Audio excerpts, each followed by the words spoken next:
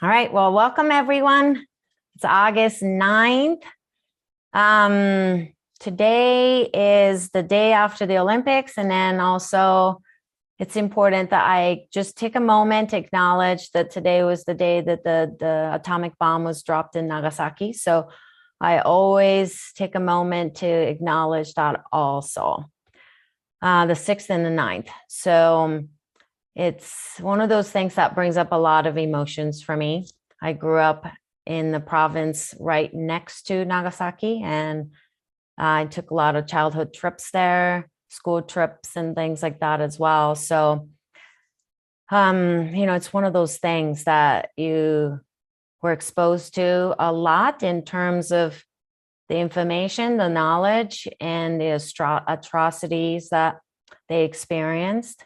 And my mom was actually from the province next to Hiroshima as well. So it's one of those moments in my life and in our human history that I think it's worth just sitting with it and reflecting on it and not to repeat it again. So just if you could take a moment in silence and ground ourselves and make a promise in your heart not to repeat that again.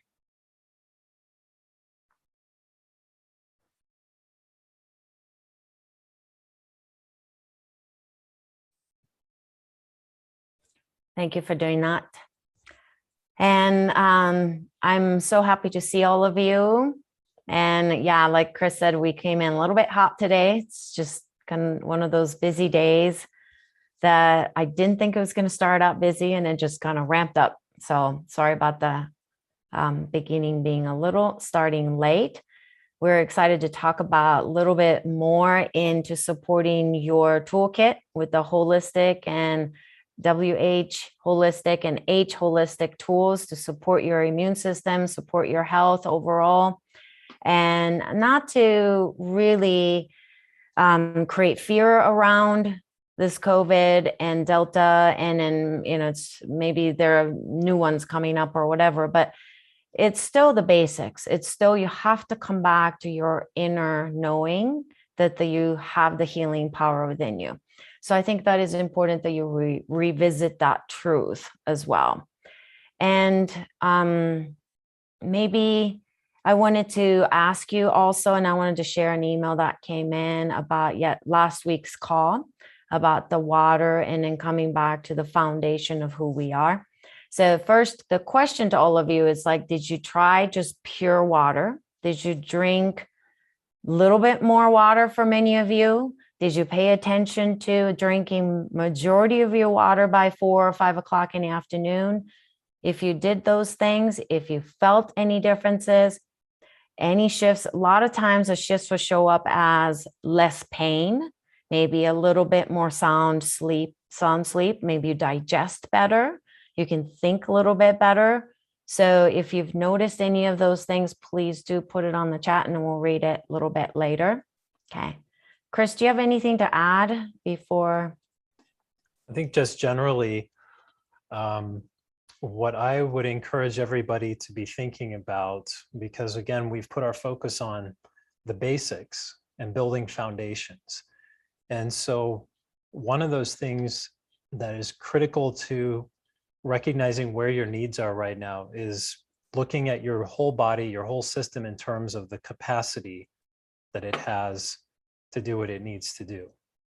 And so part of what we're talking about, we mentioned it last week with the hydration exercise. And so we'll ask in a minute here, because we want to hear from you if you noticed, if you actually did the homework, and if you had a chance to do that and pay attention what the results might have been. But just to understand that if you are operating below the capacity of what your body could do if it was fully functional, it's going to take a lot more energy to do the things that you do in your daily life.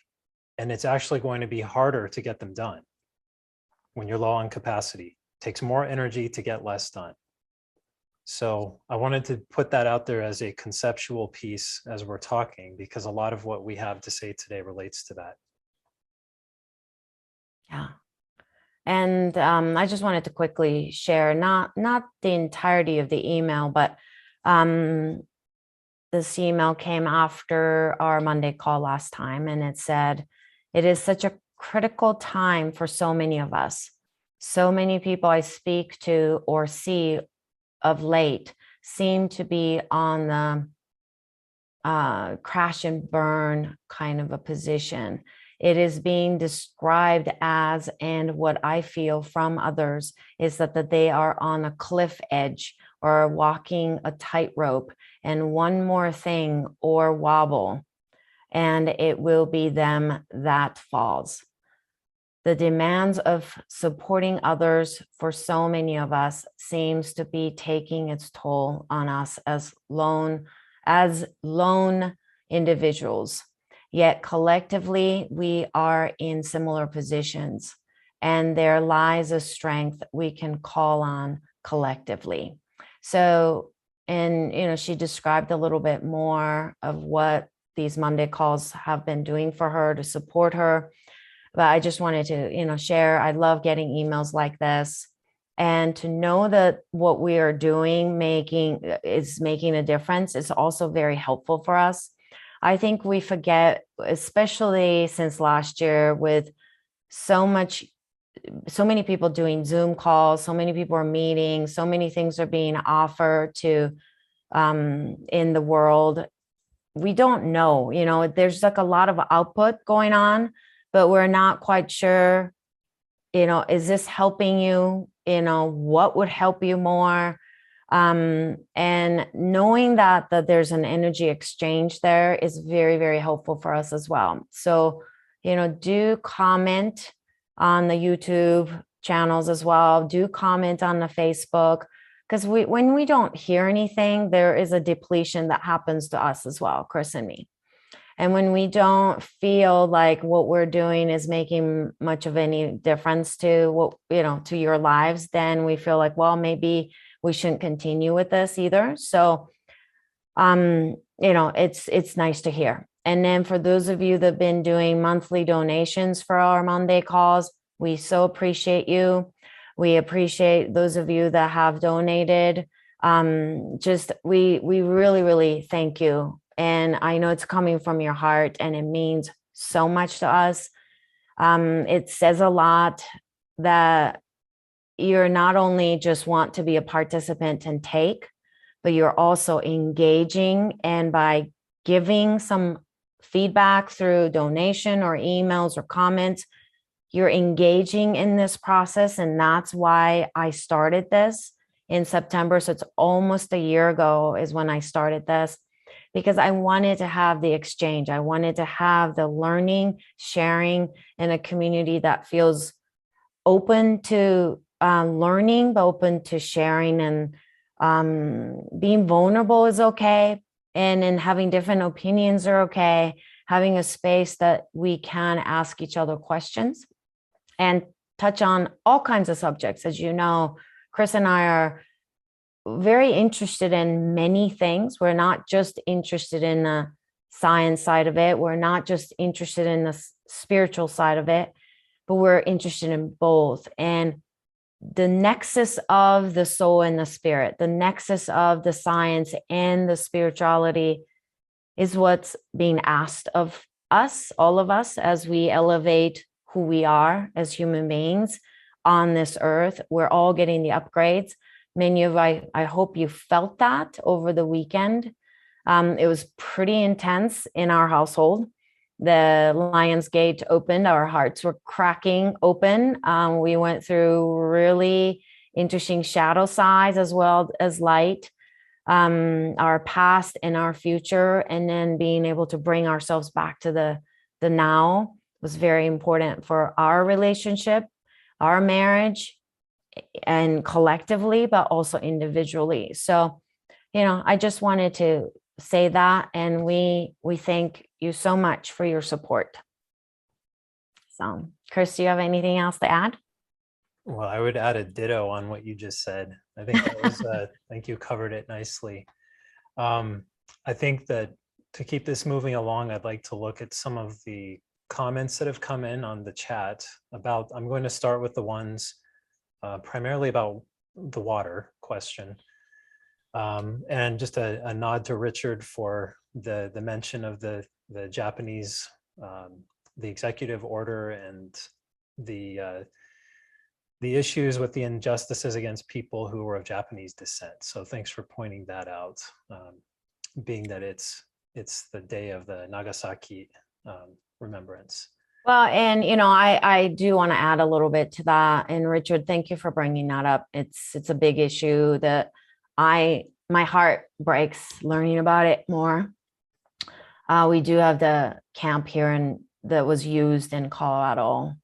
So, one of the things that have come up through this Olympic in Tokyo Olympic, and it was really amazing, how many countries that generally were not seen as no medals or whatever, they were winning medals. There's so many interesting athletes that came in. I'm sure many of you saw or read about the Italian high jumper, and the other one was from, where was that, Chris? That other guy? I think it was Qatar. Yeah, that's right. That's right. They shared the gold medals together. They're friends and they trained together. And that was a beautiful moment as well. And also, you saw the mental health, the importance of mental health for the athletes, as well as the racial issues came up. And when I talk about the racism in Japan and what I experienced growing up, many people just really kind of like their eyes glaze over, or they just things go over them. They don't really connect with it, what I'm talking about. So I don't talk about it in the public that much. And especially if I talk about racism in Japan to my Japanese friends, they feel very uncomfortable and they want me to move on with that topic. And if I bring up the racism in the United States that I experienced and still do, people mostly don't want to talk about it or hear about it either. But during this Olympic game, there's a lot of that actually came out, because now a lot of the Japanese athletes are mixed in, not just Japanese, but Japanese and African American, or Japanese and European, more of a Caucasian colors, right? Whites like me. And the racism is real. And, bigotry is something I experienced, but that was not talked about when I was born and when I was a child, and nobody wanted to hear about it. But now, many decades later, after I've experienced this personally, my family did too. We get to talk about it, and I feel like I'm finally being heard. So this was a very important 2 weeks for me. So it's totally on the side note, but I wanted to mention that as well. And let's go to the water, Chris. That's right. Well, all of these things are about nourishing us as people. So I'm going to read a couple of comments. One was from Annette. She said, "Lovely water. I highly recommend the water filter listed on your website. It makes me want to drink more water. Can you give a general guideline on when to stop drinking water before you eat a meal, and then how long to wait after eating before drinking water?" About 20 minutes to 30 minutes, depending on how heavy your meal was. But usually 20 minutes before you begin to eat, you should stop. Half an hour might be actually even be better. And then after you've eaten, you definitely want to drink anything for 20 minutes. And then if you pay attention to it, there'll be a natural thirst that will begin. You begin to think about water. Your throat starts to get a little bit dried, and your body will start to say, "I'm a little thirsty." Okay. That usually happens around 20 minutes to half an hour after you've had your meal. So depends, if you had a lot of protein rich meals and not a lot of like raw veggies and things like that, then you might want to drink water a little bit sooner, and your body will let you know about 20 minutes after. But if you had, let's say, a lot of raw vegetables for summer salads or something like that, then that has a lot of moisture, right? Fluids in there. So you may not feel thirsty till about half an hour after, but that's around the range. Yeah, and just looking at what the effects of water and being hydrated properly have on the body. I'm going to read Erin's comment. She says, I told my sister about drinking pure water, and she bought a filtration system. She experienced an immediate increase in energy, decrease in brain fog, and even noticed an improvement in her taste and smell. She was so appreciative that one doable step made an enormous difference for her. I'm still drinking my pure water. I need to keep drinking more throughout the day, trying to drink 60 to 70% by 4 p.m. Notice less constipation by doing that. So Yay! yeah, so you see these are system-wide effects. I actually just did a class today. I taught a class today, and it was about stress and the interaction of stress and blood sugar and how that impacts sleep. And one of the things that I made a point to call out and talk about was this dehydration and making sure that we are taking care of this every single day, because it is one of the biggest global impacts that we can have voluntarily on our system. It's powerful. And so we're seeing a couple more. Sandy mentioned, I love drinking more water. My sleep has improved, the length of my sleep and the quality of sleep. My sense of taste has also increased. Thank you. So that's great to hear these things, because it's a small thing. Small things generally are uninteresting to our brains, which are looking for complex puzzles to solve. So when we say it's really as simple as starting with hydration, and that's going to knock out a large number of those symptoms that you experience on a daily basis. It's at least going to reduce them immediately, and then it will start helping to restore function. It's really that important, and it's that simple. So Alan mentioned that he noticed how good water tasted. And that's something we lose sight of when we get in the habit of drinking things that are beverages that have other stuff in them, or adding things to our water to drink them. So good observation. And then Sally says, I've gotten into terrible sleep habits, so that influences my water schedule. I'm struggling to stop drinking so much at meals, and I've ordered some of your potassium powder. I've been drinking the right amount, but the timing is what I need to work out. Well, Sally, it takes a little while. If you haven't been doing this, you have to remember too that your body has to, in a sense, relearn how it's supposed to function. So your kidneys and how your blood metabolizes in your liver, all of those things have to, in a way, they have to come back online. And it takes a little while to start regulating. So you may notice some imbalances first before you start seeing the benefits. That's very normal. Okay, let's see a couple other ones. Janice says filtered water takes out the good and bad things. Okay, depends on the type of filter, Janice, but how do we replenish the electrolytes? Well, we talked about that last Monday. So Janice, I would go back and watch that, because we talked about the liquid minerals to be added back in, and we really emphasize that, right? Because when you filter, yes, you will filter some of them out. Yeah. Okay. And then Marilyn says, I normally drink water and appreciated information about how much and when. I'm grateful to be able to be more mindful about my water drinking. Thank you both. So those are good observations that some of you are starting to make. Hopefully more of you are doing that than commented also. But this is really the challenge, is to take this simple thing. First of all, you're in a way trusting us, but believe that it's that impactful, because biologically it is.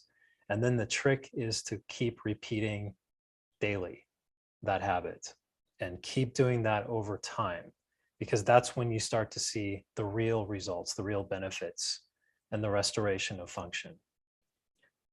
And once again, do not drink potassium water with the meal or too close to the meal, right? Potassium is an alkaline mineral, so it can shut down your digestive juice, the Acne, your hydrochloric acid.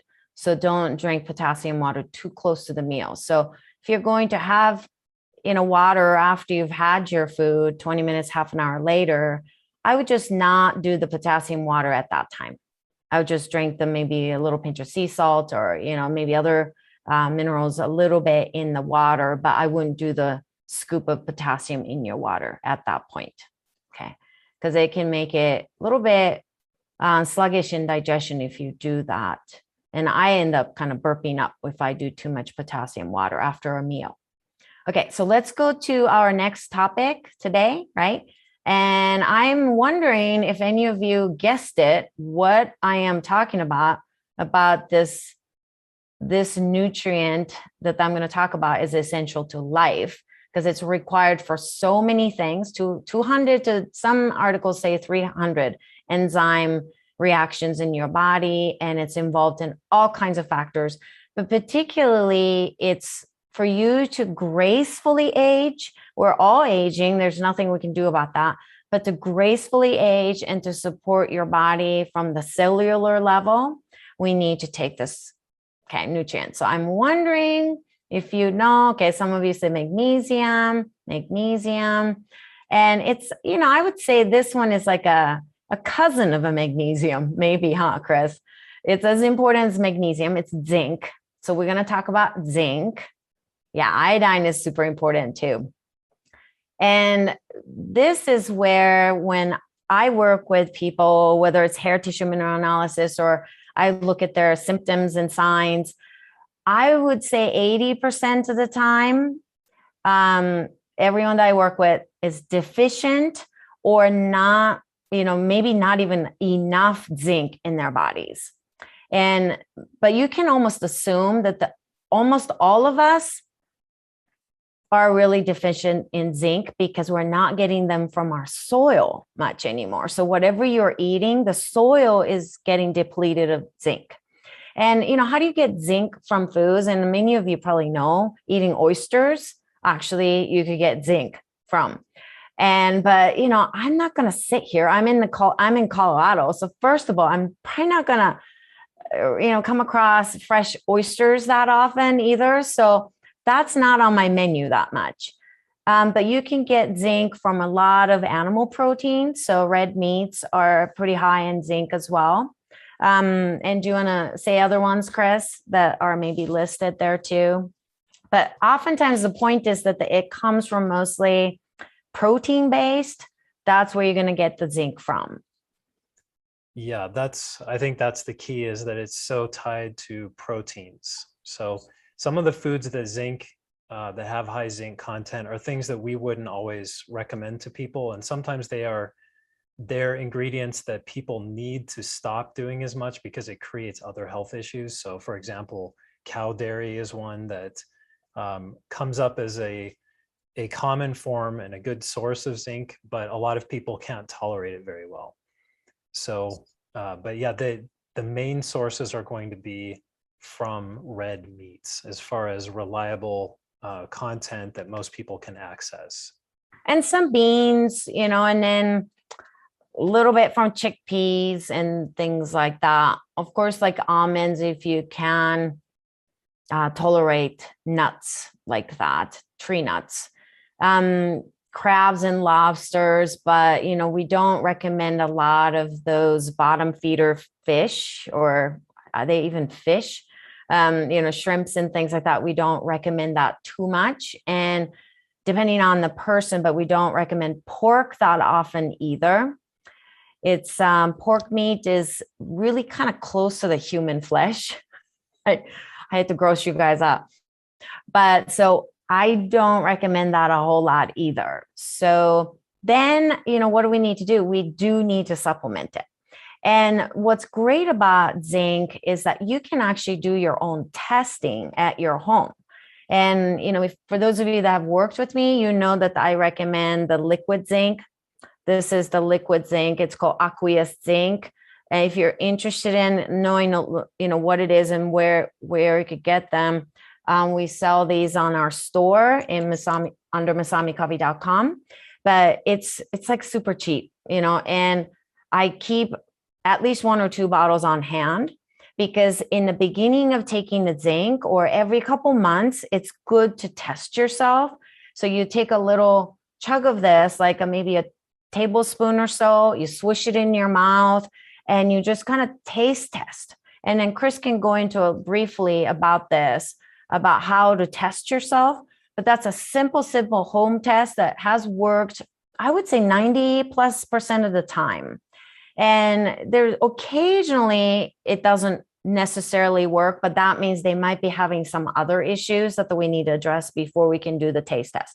But for majority of us, that works to take a little sip, swish it in your mouth, and about 10 seconds to 15 seconds later, you can swallow it, or if it's just really gross, you can spit it out. And the point is, it's like you watch animals like cats and dogs, and they do the same thing too, but they'll taste something, and if it's really gross to them and it's not really good for them, they will spit things out, right? Because it's just like they don't want to consume it. That's a good way to say, okay, I don't need zinc right now, and you can put it on hand for a little bit. But for me, I have a very low zinc, and I have one of those bodies that will use up zinc very, very quickly. So I actually have to replenish my zinc daily. And I do test myself regularly, about once a month or sometimes once every 3 weeks. I'm testing myself just to make sure I'm not running out of zinc. And when I do that, when I swish it, it tastes like water to me. It tastes like nothing to me. Sometimes after I swallow, I get an aftertaste of a little bit of sweetness. Well, that's a sign that I'm extremely low on zinc. So over the years, I've been building up, and it's no longer sweet to me. It does have a little bit of coating afterwards, like a metallic coating, but it's not uncomfortable. It's not even gross to me. So I know that I'm maintaining a good amount of zinc, but I also know that I need to keep supplementing it. Another way that I know that I need zinc is when my hair begins to have more gray hair starts to show up. When the grain hair, or if I'm touching my hair and I feel like, wow, this feels really rough, or each strand is getting really thin and my vibrancy of the hair is disappearing, that means I'm using up my zinc. So that's when I up my zinc. But the rule of thumb with the zinc is that you do want to test yourself regularly.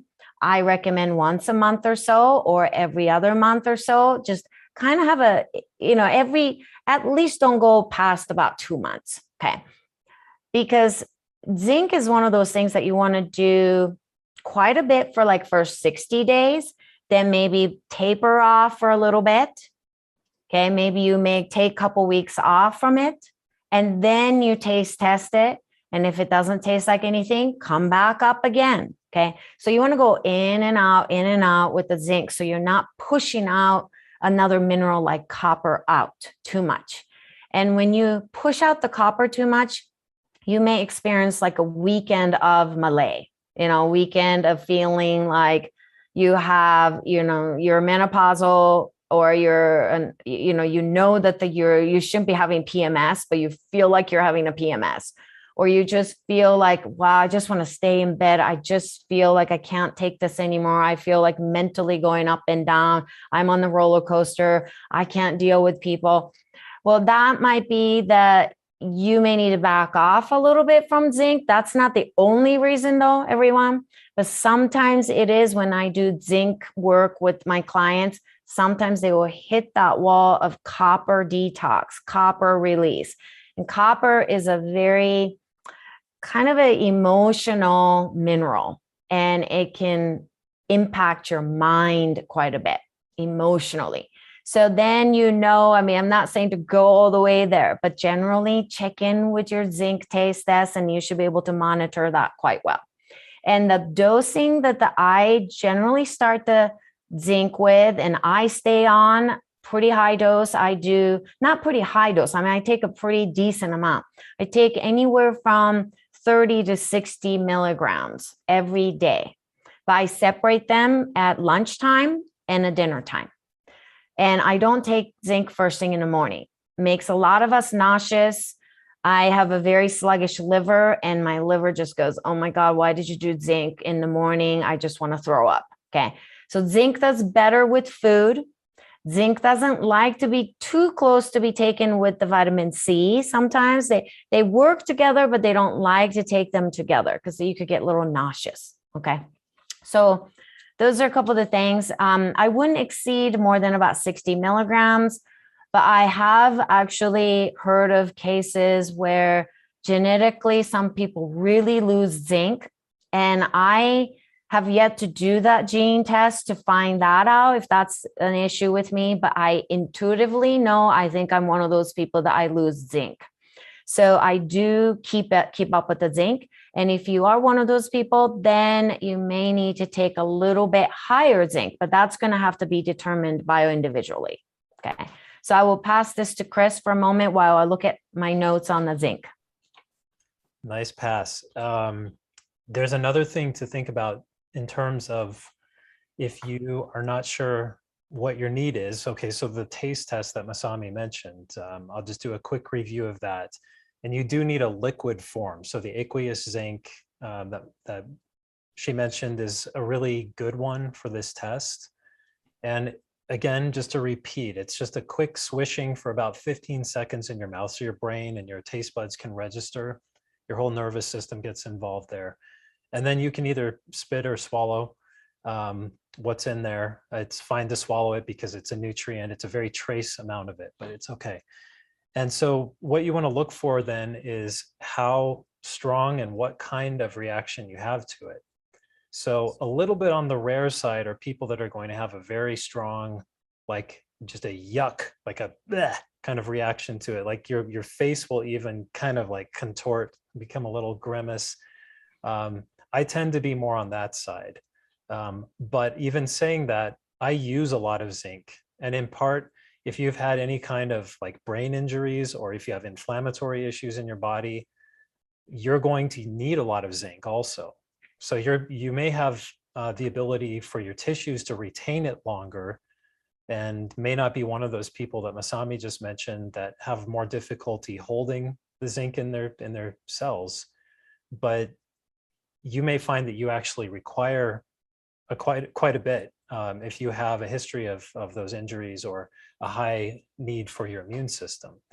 So the strong taste usually is an indicator that you don't need a therapeutic dose, that you are doing okay with just a support dose. So that's one way to think about it. The next level would be that you don't register a really unpleasant taste, but you taste something maybe metallic. It's not necessarily pleasant or unpleasant. You just kind of note it. And then the next one is you may not really have much of a taste, but after a little while, you might notice something toward the end of that 15 seconds.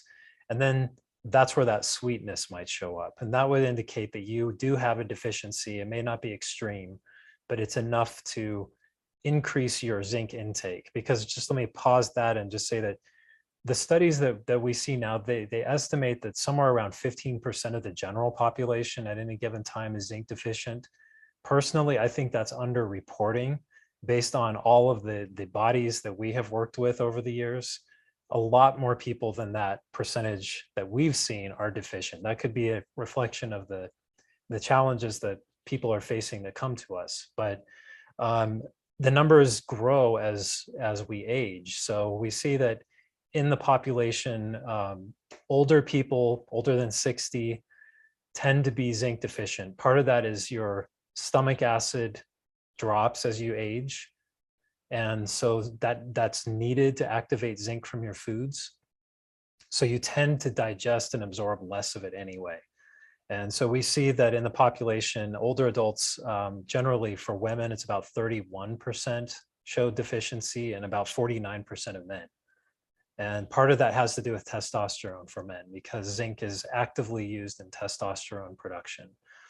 And then as people become elderly and start to live outside of the general population in assisted living facilities, for example, that number grows beyond 50%. And part of that is, again, digestion, but also food quality and other things. So you want to look at that. And if you have any of those first three signs, that means that you are retaining some zinc in your tissues. But if you get no taste when you do this test and it just tastes like water or nothing, just kind of passive in your mouth, that's an indication of a real deficiency that you want to address. And that's when you want to start looking at therapeutic doses. And so I'll just do a quick jump from that to talking about in the testing that we use, so we have the aqueous zinc for the test. And then if you're very deficient, we might even recommend that you use the liquid form of it for some time, just to accustom your body to absorbing zinc again. Because if you just start taking really, really high doses immediately, that can actually not work so well for you. And so we will sometimes start with that. But if it's not really severe, then what we might do is have you start with a tablet form. And there are different forms of zinc. And so we like the one from Biotics Research. That's the one that we have most often recommended for the therapeutic doses, because it blends a couple of different forms of zinc that are relatively easy to absorb, and they follow really well in this protocol of the therapeutic dose. And then what we'll start doing is, once people have reached the point where you've done that for a few months, you retest yourself maybe after 3 months. And if you start noticing that you've got the taste back, or maybe it's even unpleasant, which would show that you have plenty of zinc in your tissues, then we might start using something like a zinc orotate. And the zinc orotate is a nice form for maintenance and for sort of just a lower dose of daily use, because it's very easy to absorb. It's a very small molecule that's, it doesn't take a lot of energy or effort to cross the cell membrane in the cell to use it. The reason why we don't start with that is because the orotates, you don't get as much zinc in each dose as you would with the other forms of the ones that we use. So when you don't need as much, orotate is a good maintenance form. When you need to do the therapeutic doses, we like these other ones, like the Z enzyme forte. So I'll stop there for now. Yeah. So I think, depends on what you're experiencing, right? So I will read some of it, but if you're losing a sense of smell or taste, or you're having the long COVID symptoms, one of them is that your smell is not coming back, or your taste buds are just not quite there. Then you may want to do the therapeutic dose. And then we would start with the Z enzyme forte from Biotics, because it's a little bit more higher dose and you can absorb them. And you can also not taste test only with the liquid zinc, but you can actually drink maybe a teaspoon 3 times a day for about 5-6 days of that liquid till your body can start to absorb them. So you're doing it through the liquid. So I will answer the lozenges questions and a vegetarian question as well. But some of the other things are, so I said smell, taste, the cuts that don't heal very easily. That's one. Also, I see that like the bruising of the skin, people that just kind of bump into something and you get bruised very easily. You want to definitely look into zinc also. Part of it is vitamin C too, but vitamin C, zinc, B6, magnesium, they're like best friends. They always hang out together. So they are supporting one another. So bruising could be one. Also like a thinning of the skin as you get older, like you bump into something and you cut yourself very easily. Definitely look into zinc. Also, like Chris mentioned, and we will talk about this a little bit more, maybe next one or the following one, but we will talk about the stomach acid. But zinc is one of the precursors. So without adequate zinc, you don't make adequate stomach acid. Then you don't digest your foods, right? So it's kind of the catch-22 going on here. If you can't digest it, then you can't break down the food enough to make zinc and to absorb zinc. And then if you don't have enough zinc, then you don't make hydrochloric acid very well. So it kind of goes round and round. So, whichever you want to start with is fine. I usually start with both, giving zinc and also hydrochloric acid. And if the zinc tastes like water or even sweet, that just means you're low on zinc. And if it tastes sweet, that's like extremely low on zinc. And so it's the basically extreme underlying versus extreme not underlying differences. So I would say either way, you've got to start taking your zinc, but don't take them all at once. I think I said this maybe, but I usually, like I said, lunch and dinner, separate them. Don't say, okay, I need 50 milligrams, so I'm just going to take it all at once.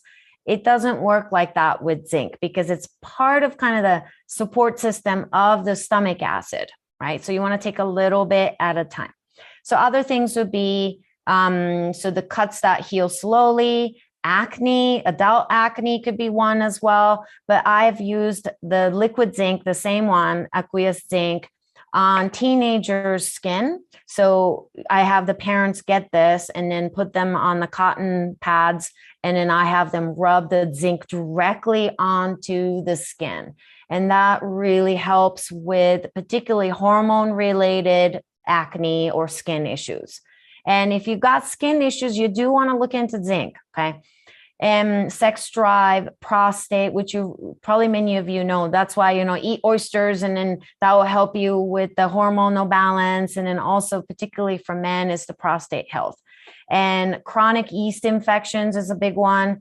I work with a lot of people with urinary tract infections, yeast infections, SIBO.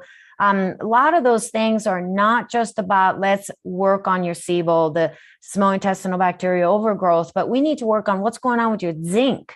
And if you don't have enough zinc, it's going to be a long road to try to fix your gut issues or yeast infections. So this is why I use the liquid zinc occasionally in my neti pot or sinus rinse and put it through my nose to give my sinuses a little bit of zinc too. Because I have had chronic sinusitis for about 2 decades, and it's not an issue for me anymore, but just as a maintenance, I do that. And you could just put a little 1 dropper, right? So you could use a little dropper, which would be usually 1 dropper is about 15 drops. Okay. So it's about, I would say, half a teaspoon or less in the neti pot. Okay. And then let's see, chronic. So I said that macular degeneration is a big one. Eye health in general, tissue health in general, bone health in general. You want to look at what's going on with my zinc, right? As you get older, you're going to have a lot less zinc too, because you have a lot less stomach acid too. And the hair issues, so hair loss. And I went through a major hair loss after a major stress this year early on for about 4 or 5 straight months of like nonstop work and nonstop stress. And my hair went into kind of gray patches and clumps of hair was starting to come out. But I can actually report back to you. I had Chris look at it because I can't always look at it to see what's going on. I said, so do you see more gray? And he said, no, they're all turning back to the darker color. So you can reverse your gray hair. After a certain age, maybe it's a little bit harder, but I have seen that reverse also. Even into the early 60s, I have seen people able to reverse the graying hair. So for me, it's an indicator. If I'm losing clumps of hair, if I am actually graying really quickly, then I go for my zinc. Premature graying of the hair, white spots, as you probably many of you know, white spots on your nails, right? Or any kind of nail related issues, rigidity stuff, or they chip easily, they break off easily, they don't have a good colors on them, do need to look into zinc. And like I said, they're synergistic to magnesium, B6, vitamin C, as well as chromium. And on a little bit of a side note, this is like kind of where my body went and why I believe that whether it's genetically something that got triggered or not, I don't exactly know, but my behavior, basically for 20 straight years, I struggled with anorexia. So eating issues was a big issue for me. I was afraid of eating meals for a long time because I was forced fed as a child, like really in a cruel way. So eating became kind of a nightmare for me. And so I decided the only way to control my life was to count the calories and not eat. What happens is that now that they are doing lots of studies, this has been coming out, no amount of mental work and talk therapy around eating disorders are going to really change the person's behavior until you actually look at the zinc level. Okay, this is a science. This has been proven. I have seen it in my own body. When I began to give myself the zinc back into my body, my sense of nervousness around food, Chris knows this. He's known me for long enough to know that I would avoid dinner time. I wouldn't sit down with him. I wouldn't eat anything. But that has completely changed in my life. And I have a natural hunger because zinc helps with the natural appetite. So the appetite isn't just about your own hunger in your body, but it's the hunger for my own expression, hunger for my own desires to connect with the spirits and connect with my intuition and to be who I am. I really owe it to zinc. You know, I'm not saying zinc is it, but zinc really changed my life. I feel hungry. I feel hungry for life. I want to be here. There are times I didn't want to be here. Trust me. I didn't want to be on this earth many times, but there were multiple attempts to not be here. But now, thanks to zinc, really, I have a really healthy hunger for life. So that's something that I wanted to mention. And if you have been diagnosed with diabetes or you have family members with diabetes, please look into doing the zinc taste test. Okay. And Chris actually made a PDF for zinc taste test. And, you know, if you do purchase this, we'll just incorporate that PDF with you guys so that you can read it and see it. Okay. We'll post it with it. And see, if you have heart issues, heart conditions, definitely look into zinc as well, because it's helpful for your soft tissues. Osteoporosis have been known to be supported by having more zinc in your body too. Okay. So, oh, and I know I have so much to share. Sorry, Chris, I know you have a lot that you want to add to. One more thing is that I was working with this one client this morning and we were talking about the melatonin usage. And that got me thinking, and, you know, I'm always thinking like, there's got to be a study out there, right? So she was saying that she was upping the melatonin, but she's like, it doesn't seem to help me at all. She was like taking 20 milligrams at this point, okay? It's not, I mean, you can actually take much, much higher dose than that, but I was like, what is going on? And there's the digestive issues. Being vegetarian too long might have a zinc deficiency, right? So to answer the question about the vegetarian first, if you're a vegetarian, you must take zinc as a supplement. I think there's no exceptions to this, okay? You can eat beans, but it's just not quite enough. You can eat a handful of nuts and almonds and things like that, but it's just not going to be quite enough. So please, please supplement yourself with zinc. Not always go for the foods because the soil is so depleted of zinc. You're going to have to eat buckets of beans in order to get your zinc, and nobody's going to want to be around you if you eat buckets of beans. Okay, trust me. I don't know, any of you are a fan of Seinfeld, but anyway, if you're a Seinfeld fan, you know which one I'm talking about. The Kramer feeds the horse what is it, like a bean dish from a can from Price Club that he got. This horse starts to fart. Okay. So anyway, so take the zinc if you're a vegetarian, please. Okay. And where the heck? Oh, sleep. So sleep. Okay. So now guess what? I found 2 studies, really, really cool 2 studies just right off the bat. Like before I got on the call, that's why I was a little bit late. Is the melatonin production goes up when you have more zinc. No wonder I sleep like a baby these days. And I actually been taking a little extra zinc closer to the bedtime, which I have never done before because I usually do zinc with the food, but I have actually started to take about 15 milligrams of zinc about an hour before I go to bed. So some of you may need to have a little bit of food with it because it might make you a little nauseous. If it gets nauseous, don't freak out. Just have a little something. All right. So the 2 studies are showing that the zinc ratio, how much zinc you have in your body, will correspond with the melatonin production. So please don't just look into melatonin and say, I've been taking melatonin, but it's not making any difference. Well, maybe you need to look at zinc. All right. So I will stop. Chris is like bursting with things he wants to say. I don't know about bursting exactly, but I would say that one thing to keep in mind is that I want to talk about this idea of the recommended daily allowance of anything. You know, each of our governments has some kind of nutrient recommendations. And you know, on one hand, it's a good number to aim for, but what we find is that if you only aim for the minimum RDA number, the recommended daily allowance number, what that doesn't take into account is all of the other impacts that are happening to your body and your mind throughout your day.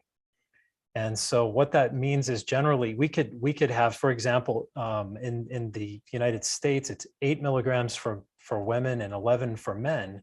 It's a very generic recommendation. But what we find is that's not generally enough functionally for people to have a good experience in their body and mind. And so what we need to do is take more than that just as a practice, because we're not even absorbing 100% of what we're taking. And so back to the whole thing about stomach digestion, stomach acid, Masami mentioned this earlier. If you can't activate the zinc you take, you're not going to benefit from it anyway. So that's a factor that we have to bring in. All of these numbers are based on, they use this method where it makes an assumption of what they call all things being equal, meaning there are no other impacts on the system that would remove or stop the body from being able to use whatever the nutrient is, zinc or anything else. So those are very, very minimal numbers. And that's really for the lowest level of cellular function to happen and to stay alive. What we want to get people to is thriving and being able to really feel good about your experiences in life. And so in addition to that, I wanted to make a quick connection to zinc and the current situation of the COVID virus. And that was something that we briefly touched on. There were a number of studies that came out last year, and it was right before all of the vaccines came out, where nobody really knew exactly how to deal with this new virus. And so very interestingly enough, people started looking at nutrients again, which is usually very boring for researchers. They're looking for the next wonder drug. And so they started doing research on micronutrients, so minerals and vitamins primarily. And wouldn't you know it, zinc came up as one of the featured ones in a study, and it showed that it had both preventive and protective effects. Well, no shocker there. All the things that we've shared with you today, one of the big jobs of zinc in the immune system is it helps to reduce inflammation, and it also helps to clean up. I don't know how many of you know what happens when you have oxidation. We know about antioxidants, so like vitamin C and vitamin A and vitamin D. Those are all antioxidants, but what they're doing is they're like a vacuum that sucks up these electrons that are causing damage when they're released from chemical reactions in our cells. So too many of those create an oxidative environment, which breaks the cell down and makes it more susceptible to infection, and also makes it die sooner than it would have. So zinc is very important in the immune system for that reason. And it's not just against COVID, it's against all other viruses. It's against bacteria, against fungus and yeast. So just keep that in mind. It is a wonder mineral, and we need it. And it really helps our brains to stay functioning and aspiring to the heights of what we can see as the vision of what we want our life to be. But it's just, there's so many things to remember here, but the most important one is take it and do it regularly, because that's what makes it work. Well, and then go into kind of a 60-day waves, everyone. Okay. 60. So slowly build up. Okay. And then slowly taper off, and then see if you could take a taste test at that time, or maybe in between, like I do. But every 2 months or so, you should taste test. Okay. Then based on that, you can go, okay, maybe I'll go back up again. Okay. So go in and out, in and out. Okay. This is how you dance with supplements, right? Supplements are not medication. they are here to support you. So have a supportive relationship with it. I have this funny story that one of my good friends is like, did a, years ago, personal training things. And this personal trainer wrote up this like exercise routine on the note cards. And he would go and exercise with it, the same routine. And it was 15 years after he went to this personal trainer. I said to him, I said, are you still using that same note card? Do you realize that it's like 15 years old? First of all, why can't you memorize those routines? But the second of all, you're not the same person. Okay. So play around with it. Sorry. I know he's listening. I love you. Okay. So, but just make sure you are playing and dancing and surfing with the supplements. Okay. That's important. And if you're doing the ones that you're stuck on, okay, make sure that the dose is, good amount. So you don't just do once per day, but you do a couple times a day.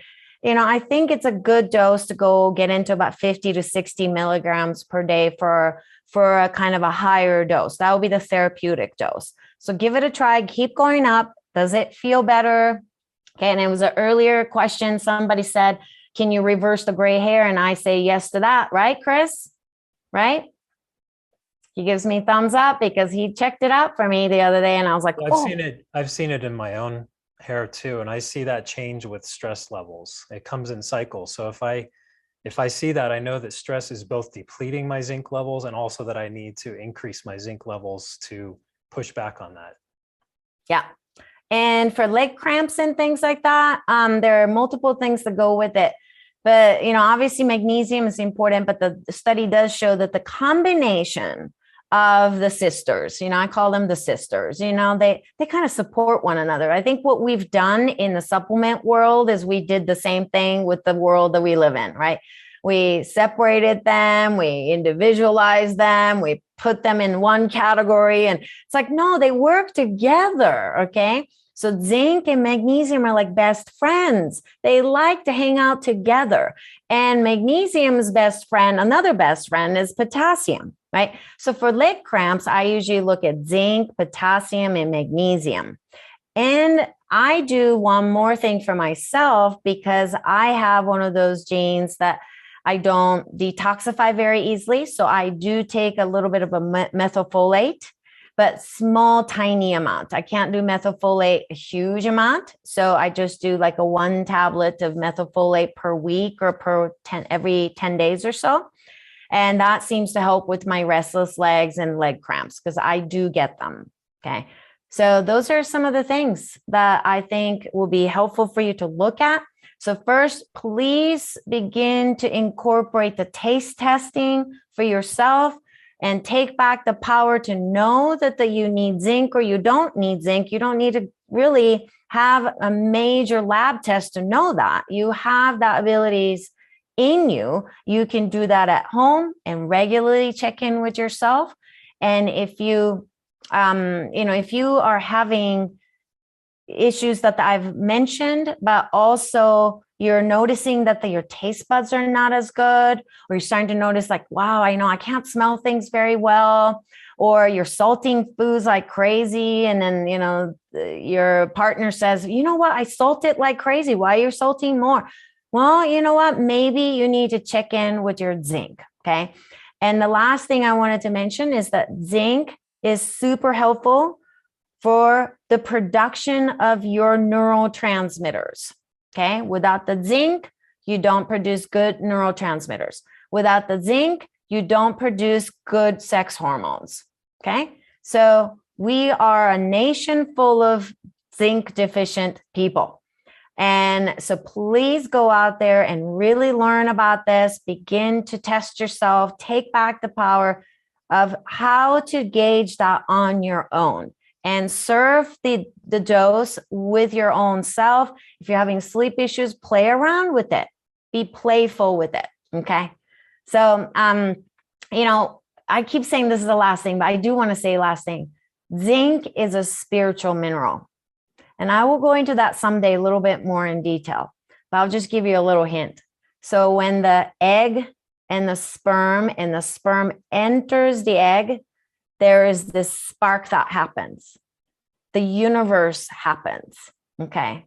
So you came from this universe. The Big Bang happens. Okay. Inside you. I mean, you are created by this spark of light. That spark of light, now the scientists know that that actually comes from zinc. So there you go, everyone. You need zinc because it's what makes you you. All right. So with that, Chris, you have anything else to add? We better go, huh? Yeah, I do. It's very quick, and I'm going to put it in the post up on the chat here. So if you're looking and you have questions that we didn't answer about absorbable forms, because it matters, I put up 4 of the most common. The first 3 you'll find in good, just kind of moderately good absorbable forms: citrate, picolinate, and gluconate. We talked about orotate. I wouldn't necessarily jump right to that until you do the zinc taste test. And I just wanted to remind you, if you want to find that aqueous zinc, you can find it on our website also. So I put up the link there, and it's at the bottom of the page. So that's it for me. All right. Well, so go with zinc, everyone. What is that the in Star Wars they say? That's What? almost like vaya con Dios, but it's like vaya con zinc. Yeah. Go with zinc, everyone. Yeah. Till next Monday. Talk to you soon, everyone. Have a beautiful zinc day.